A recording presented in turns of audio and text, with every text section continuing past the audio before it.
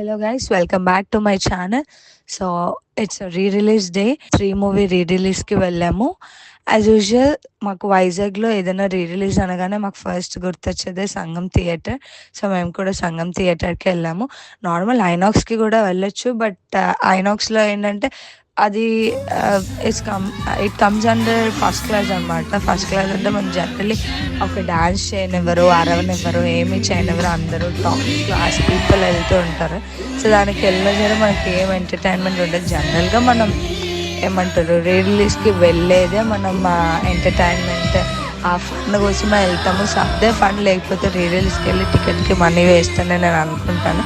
So అందుకనే మేము కూడా సంగంకే వెళ్ళాము.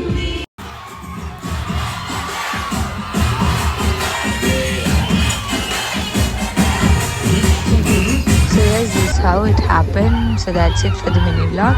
Bye bye. See you all in the next